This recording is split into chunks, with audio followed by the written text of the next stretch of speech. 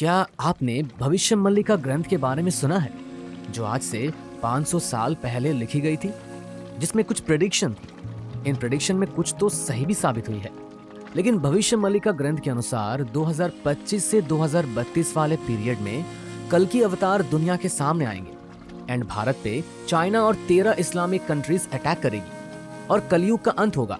और ऐसी बहुत सारी प्रेडिक्शंस है, लेकिन आज की इस वीडियो में हम डिस्कस करेंगे क्या सच में कलयुग का अंत की शुरुआत 2025 से शुरू हो जाएगी, और क्या विष्णु भगवान के 10वें अवतार कल्कि का जन्म ऑलरेडी हो चुका है। जानेंगे सभी आज की इस वीडियो में।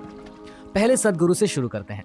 उनके हिसाब से कलयुग कुछ हजार वर्ष पहले खत्म हो चुका है और अभी हम द्वापर युग में हैं। इसका मतलब कलयुग अभी तक शुरू भी नहीं हुआ। तो इस बारे में रिसर्च करने के बाद दो बातें सामने आई जो सदगुरु की थ्योरी को सही बताती है। सबसे पहला है, हमारे वेदांत अगर वेदों में अच्छे से देखें तो चारों युगों का टोटल आता है 12,000 साल, जिसमें से कलयुग सिर्फ 1200 साल का है और वेदों के अनुसार कलयुग खत्म हो चुका है।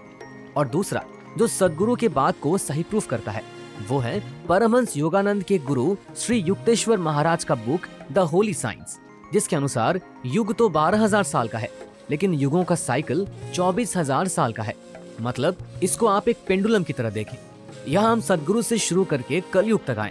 अब नया साइकिल सतयुग से नहीं बल्कि कलयुग दोबारा रिपीट होगा एंड हम बैकवर्ड्स वापस सतयुग तक जाएंगे, जो अगर सोचे तो सही भी लगता है, क्योंकि कलयुग से सतयुग का ट्रांसफॉर्मेशन इतनी जल्दी नहीं हो सकती, ये धीरे धीरे ही होगी। अगर हम इसे साइंटिफिक स्टैंड पॉइंट से भी देखें तो अर्थ का एक्सिस का एक कंप्लीट साइकिल 24,000 साल में ही लेती है, जिसके कारण हर 24,000 साल बाद अर्थ का सीजन एग्जैक्टली सेम वे में रिपीट होता है। यानी ग्रीस की ग्रंथों के हिसाब से भी हर 24,000 साल बाद एक ऐसा साल आता है जिन्हें वो द परफेक्ट ईयर बोलते हैं। तो इस थ्योरी में अगर हम कलयुग को एक के बाद एक 2 बार जोड़ें तो आता है 2400 साल, जो इस चीज को प्रूव करता है कि कलयुग खत्म हो चुका है।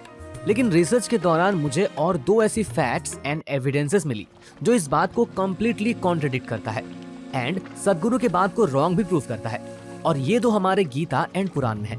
पुराण में कंसेप्ट है डिवाइन ईयर का, जिसे हम ब्रह्म साल भी बोलते हैं।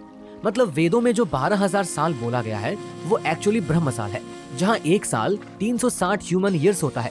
तो ब्रह्म साल के अनुसार अगर हम कलयुग के ड्यूरेशन को देखें तो 1200 साल इंटू 360 ह्यूमन ईयर्स, जिसका टोटल आता है 4,32,000 साल। तो अगर हम एक के बाद एक 2 कलयुग को एक साथ जोड़ें तो 4,32,000 इंटू 2, इसका टोटल आता है 8,64,000 साल। दूसरा अगर गीता में देखें तो कृष्ण कहते हैं कि हर युग के अंत में वो अवतरित होते हैं पाप का विनाश करने के लिए। और कल की पुराण में भी है कि कल की अवतार कलयुग के अंत में आएंगे पाप का विनाश करने और नए युग को पुनर्स्थापित करने। बट बिकॉज कल की अवतार का आगमन अभी तक हुआ नहीं है, तो इसलिए हम मान सकते हैं कि कलयुग का अंत अभी तक हुआ ही नहीं है। तो आपके मन में ये प्रश्न आता होगा कि एग्जैक्टली कब कलयुग खत्म होगा, और ये जानने के लिए हमें त्रेता और द्वापर युग के टाइमलाइन को डिटेल्स में देखना पड़ेगा, जिससे हमें युगों की एग्जैक्ट ड्यूरेशन पता चलेगी। और इसके लिए हम रामायण एंड महाभारत में लिखी गई एस्ट्रोनॉमिकली डेटास का हेल्प लेंगे। रामायण में श्री राम के जन्म के समय 2 प्लैनेटरी पोजीशंस थी, उसके बारे में बताया गया है। और ये जब अभी के मॉडर्न प्लैनेटरी सॉफ्टवेयर में डाला गया तो श्री राम की एग्जैक्ट डेट ऑफ बर्थ निकल कर आया है, जो कि 10 जनवरी 5114 BC थी, जो आज से 7,000 साल पहले थी। एंड इस बात से हम श्योर हो सकते हैं कि रामायण आज से 7,000 साल पहले हुई थी, वो भी त्रेता युग में। अब आते हैं महाभारत पे।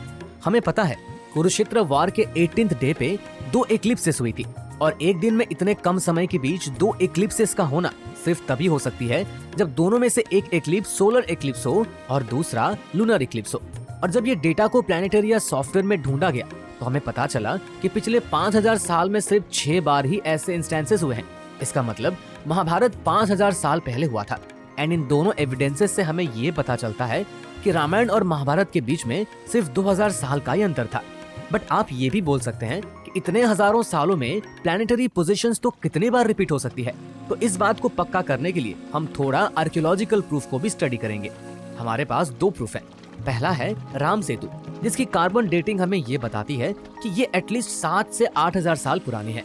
और दूसरा है घाटवे पे द्वारका नगरी, जहाँ पे मिली ग्रंथ वॉल एंड बोनस की कार्बन डेटिंग 9,000 से 10,000 साल पुरानी है। पर कार्बन डेटिंग के हिसाब से तो द्वारका नगरी राम सेतु से पहले बनी है। ये भी हो सकता है क्योंकि महाभारत का युद्ध 5,000 साल पहले हुआ था तो जरूरी नहीं है कि द्वारका भी 5000 साल पहले ही बना हो सकता है द्वारका 10,000 साल पुराना हो, लेकिन युद्ध 5000 साल पहले ही हुआ था, जिसका मतलब अब हमें क्लियर पता है कि रामायण एंड महाभारत के बीच का टाइमलाइन में ज्यादा डिफरेंसेस नहीं है और युग लाखों सालों के जगह कुछ हजार सालों में ही खत्म हो रहे हैं, बिकॉज रामायण त्रेता युग में हुआ था एंड महाभारत द्वापर युग में हुआ था। तो अब फाइनली कलयुग कब खत्म होगा, इसका आंसर वीडियो के शुरुआत में ही है। अकॉर्डिंग टू भविष्य मल्लिका, कलयुग का अंत and end of the world 4,32,000 साल बाद में ही 2025 से 2032 के बीच में होगी, जब भारत पे सुनामी के चलते जगन्नाथ पुरी टेम्पल डूब जाएगा और कटक पोर्ट में कल्कि एंड काली पुरुष के बीच में युद्ध होगा। और क्या आप ये बात पहले से जानते थे? वीडियो में आखिरी तक बने रहने के लिए आपका बहुत बहुत धन्यवाद। आपको हमारी ये वीडियो कैसी लगी हमें कमेंट करके जरूर बताएं।